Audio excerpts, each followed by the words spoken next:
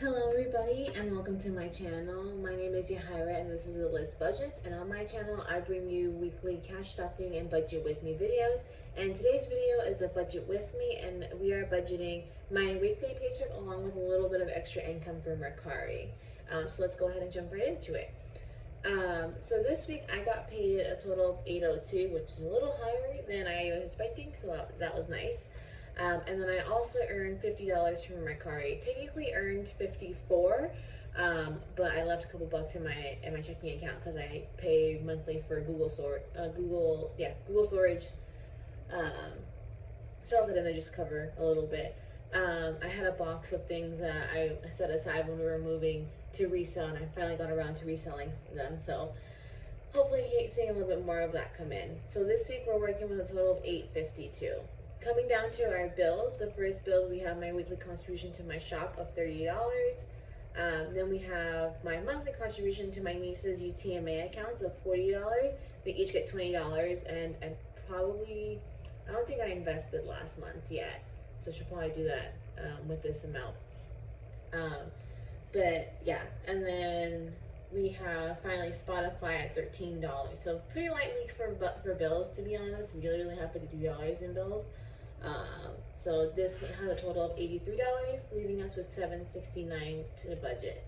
Coming down to our envelopes, this week grocery is getting $100, and we are skipping HelloFresh this week, so I do have to do like a full-on grocery run next week. So have to figure out what I have on hand and what I need to buy and all that stuff. But I've been kind of in a little bit of a rut with whenever, because we usually have to supplement like one or two meals on our own between HelloFresh and when we eat out. And I just kind of like, what do we want? What sounds good? And nothing really sounds great. But we'll see. Maybe this week of cooking, it'll get me out of that. And then after that, our dogs eating out fun are all getting $50. Gas is getting $80 this week. Please pardon the ugly 8, because for some reason my brain had wrote 50 when I filled this out. I'm getting $50 this week, and then Costco's getting $20 this week. So we have a total of $400 going to our envelopes, leaving us with $369 left to budget. Coming up to sinking funds, car maintenance this week is getting $90, medical is getting $50, and gifts is getting $30. I was going to contribute some to emergency fund. I spent like 10-15 minutes this morning because I have one copy of my budget that I keep in my budget binder for the year, and I have this copy that I make for my videos, right?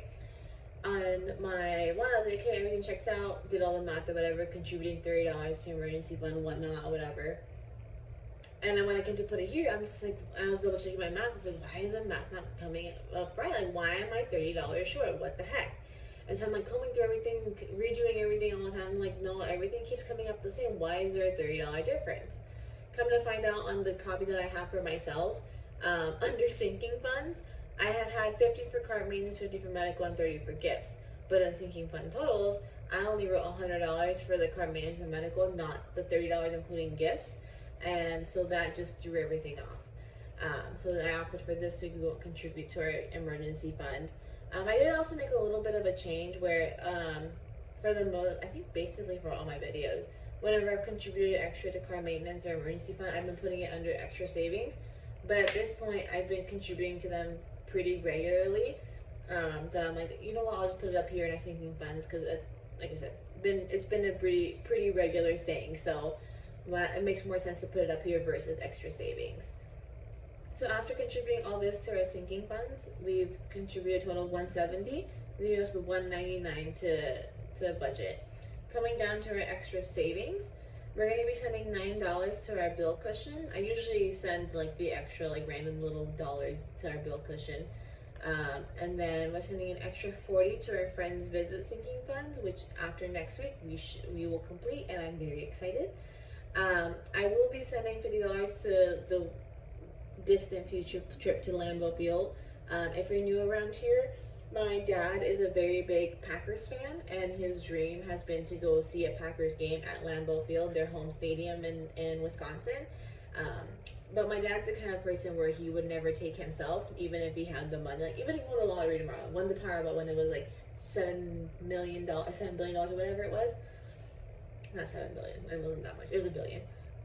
But you get the point. Even if he won that Powerball, he would still not take himself to the Lambeau Field. So me, my mom, my little sister have taken it upon ourselves to take him one of these days. So I've started saving slowly for that. So we're sending $50 to that. And then lastly, I'm contributing $100 to mine and Logan's IRA. So each of our IRAs will get $50.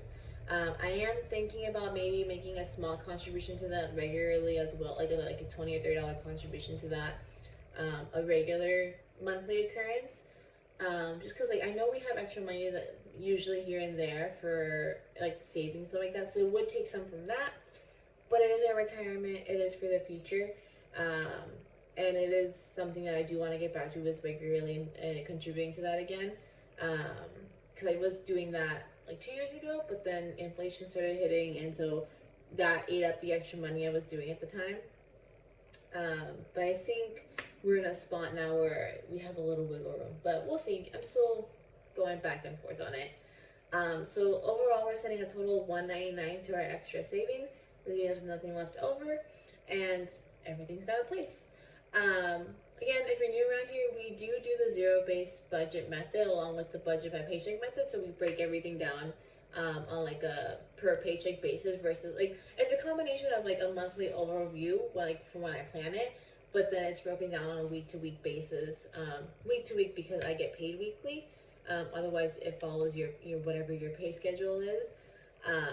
Because it makes it easier to plan things out that way and see it that way versus like just having this one calendar where it has everything and then that's it. Yeah. So, yeah, if you have any questions about how we budget, about our budget, or anything like that, if you just want to say hi, that's also appreciated. If you like this video, go ahead and give it a thumbs up. And if you haven't already, please subscribe. I know we have a couple new subscribers, so hello. Happy to have you here. And I hope to see you guys in my next video. Bye.